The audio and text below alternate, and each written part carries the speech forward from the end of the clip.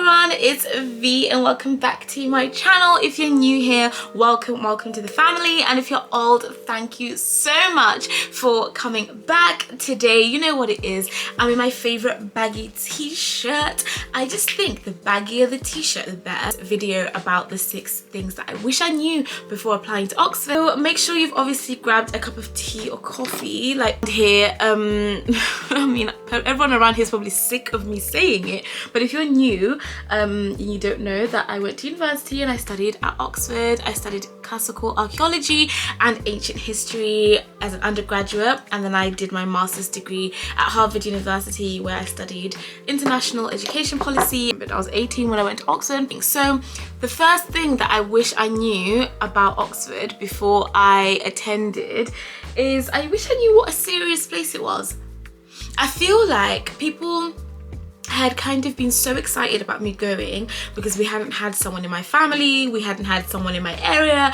I don't even think we had someone in my school. I believe that's a true stat and fact because that's what my careers advisor told me, but we just hadn't had it, Oxford or Cambridge, around the ends where I'm from, right? So when I'm now going, the focus was just about the fact that I'm going and the fact that I've actually gotten in. That I don't think any of us took time to actually think, what does this mean? Like, what does going to Oxford actually mean? And I just didn't realize what a serious school it was. Everyone who'd been to university around me, I mean, in all honesty, and they'll tell you this themselves, like my cousins and stuff, they'll tell you they went to university as a way of like getting out of the house and as a way of like having fun and being independent. It wasn't necessarily about the degree. I knew in my life and my spaces, I'd been in university as a space of going to grow as an individual, going to find yourself, going to like live on your own, and these 3 years of like student finance, and you're cooking for yourself and all of these other things. But no one, and I'm not kidding, no one around me ever spoke about academics when it came to university. So for me, I was just like not thinking about the academics. I was like planning the color of my bedroom, I was planning the color of like my kitchen stuff. Does that make sense? Like I didn't sit there and think, oh, I need to start thinking about classes and lectures and all this stuff. So they sent us a reading list at Oxford. They send you a reading list before you even arrive, and when they sent this, I asked some of my cousins and friends and they said they got a welcome email, but they all ignored it and it was fine. So I just was like, oh, okay. So I saw it, there was a few reading lists and a few suggested readings and things like that, but I just didn't take it very, very like extremely serious, and not in a I don't care about school, I'm too cool kind of way, just in a general like, this is just one of those, you know, it's one of those things, but it's not serious until we start. Like it's summer, we haven't even began. So I didn't take it as serious. Anyway, so I wish I had realized what a serious institution this was, and then I got there, I wish I'd done the reading. I wish I'd done the reading, because actually they set that reading for a reason, because you have these things called collections and exams when you like get there. And yeah, we were in the deep end. Like doing those readings would have probably helped me get ahead so much. It would have helped me get to grips and understand the kind of workload. It would have helped me understand the kind of language and the kind of situation I was walking into. That is a me thing. I wish that was my own fault. I wish I'd known that. Guess what? You're going into classes where it's like 2 of you and 1 teacher, or maybe it's like 3 of you and 1 teacher, or sometimes 1 of you and 1 teacher. So they are going to read your work. They are going to ask you, why did you put this full stop here? Why did you use this comma? Why did you use a capital letter here? Second thing that I wish I knew, once again, this is definitely more personal than to do with the university, but I wish I knew more of the songs. You know what I'm talking about? Like songs. You know what I'm talking about, friends, right? So I listen to a lot of Afrobeats. I mean, I love a lot of Ariana Grande as well. I love Little Mix. I love Nicki Minaj, Beyonce, Wizkid, Davido, Burna Boy. I mean, you can just name them. And I love Zimbabwean music. I love a lot of different types of music. I love Kativhu, Megan Thee Stallion, you know, those kinds of songs. So when I got to Oxford now, I did not realize how what's the word I can say?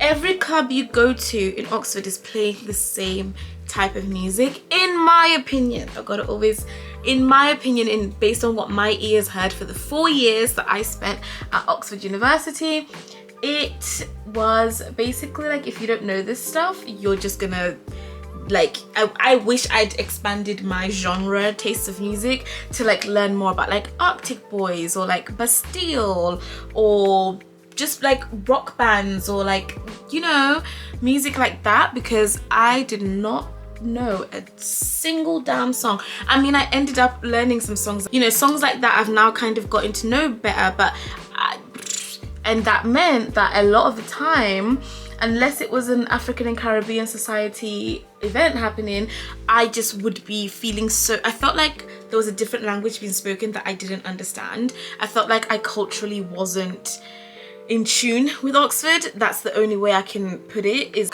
yeah, I didn't realize, like, even things like going to the pub, like I'm not a pub goer, you know, like I just haven't grown up in that environment of like how good the pub is, and like a beer, like I don't drink beer. Friends, a lot of them loved like going to the pub crawls, beer crawl, and that was how a lot of people made friends. A lot of people made friends that way. So I feel like I missed out on the making friends thing. Once again, no one's fault but my own, because I should have been more aware of the Oxford type of culture, right?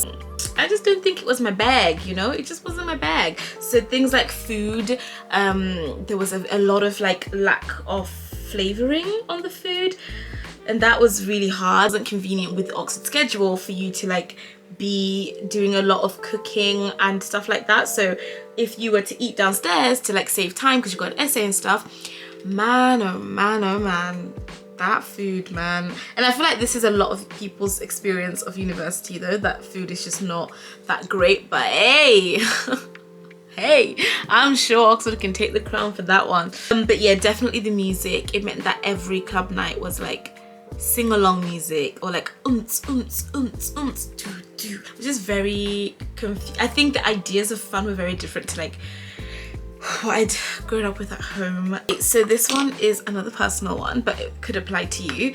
So I studied classical archaeology and ancient history, as you guys know. Our college did not offer things like classics or archaeology, or like, you know, like we didn't offer it. And if we did, it definitely wasn't in the way that it should have been offered, right? So when I got to Oxford, a lot of my classmates had like really, they'd been living their degree because their schools offered it, and like I would just feel so clueless all the time. Like I would feel so clueless, and they would talk about how, because I was studying classical archaeology and ancient history, we do a lot on ancient Greek, ancient Rome, the Egyptian period. We'd do a lot of things like that, and a lot of them had already been to see the pyramids in Egypt. Their family went on vacation to Greece and Athens. I mean, Athens is in Greece, but like they went there, they had pictures there. Very like, I wish I'd known more about my degree. Even forget visiting it, I wish I'd been watching more shows about it. I wish I'd been reading more books about it. A lot of the reading that we were assigned,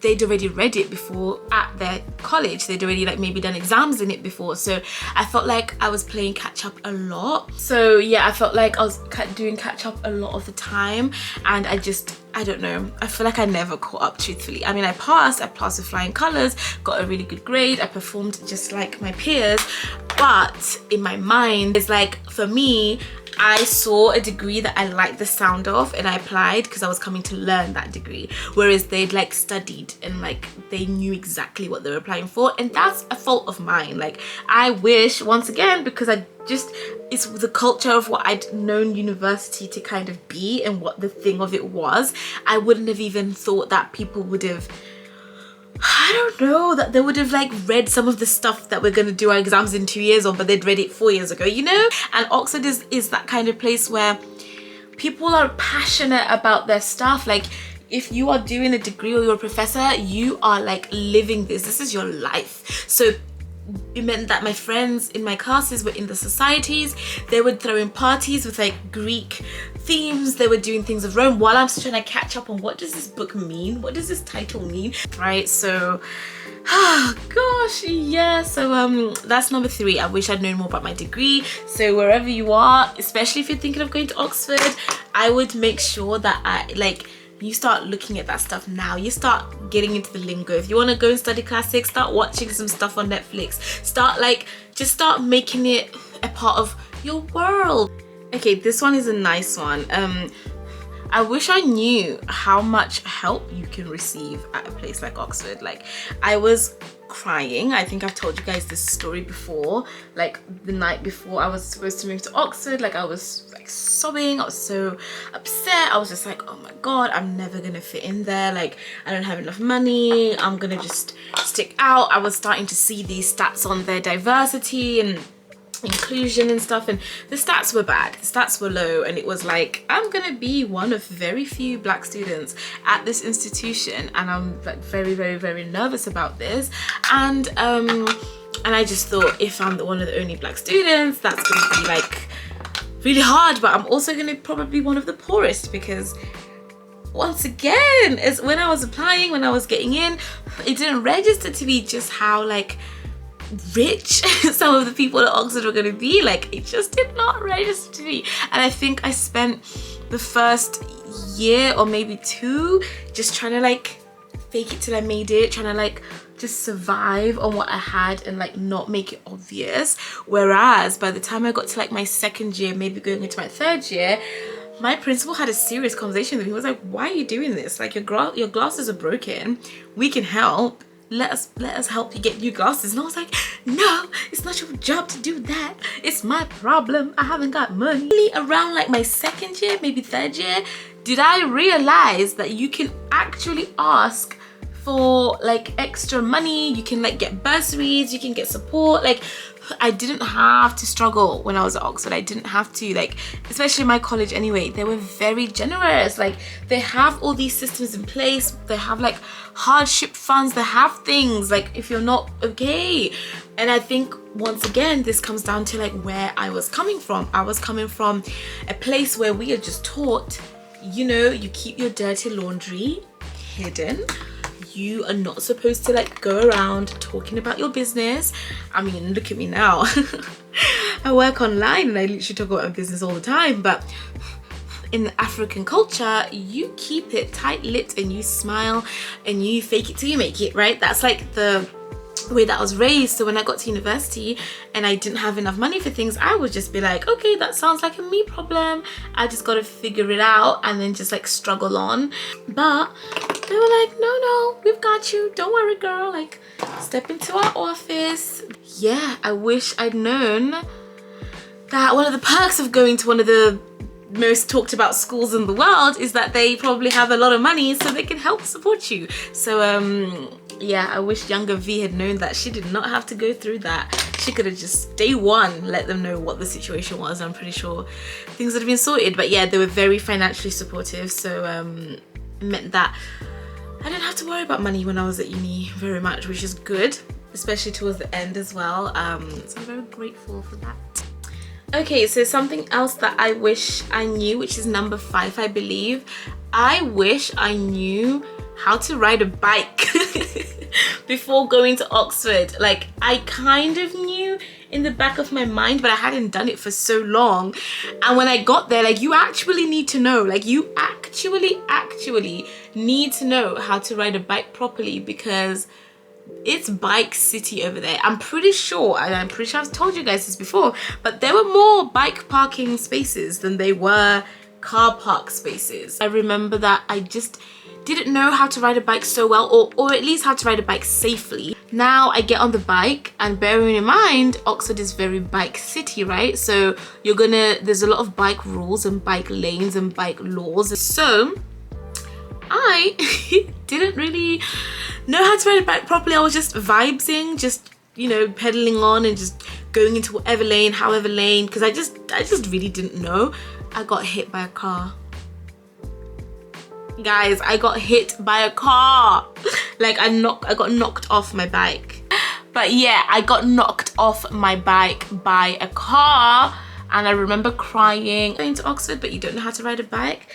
Sis, baby girl, you better go and take some bike riding lessons, proper ones, on how to actually signal. Like, you have to use your hand to signal, so you have to be able to ride, stop, keep riding, and then signal like this if you're turning a certain way. I just got back from India like about 4 days ago, and when I was there they did me some cute henna, so now it's fading, so that's what's happening on my hand. And the last thing that I would say is capture more of your experience. Like, if you are going to Oxford, capture more of your experience. Yeah, capture as much as you can, because I loved my experience. Like, it was one of the best things that I ever got to do, but I feel like I just didn't capture enough of it.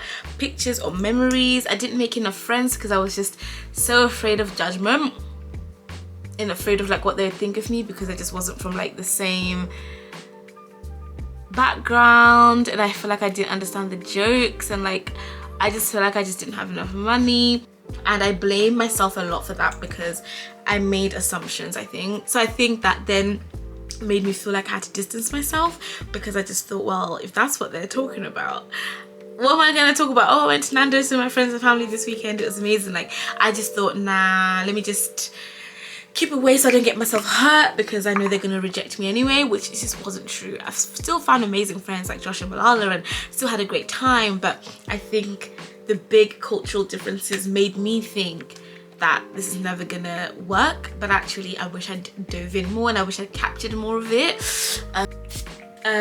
So that's gonna be drying. I wish I'd known how social Oxford is.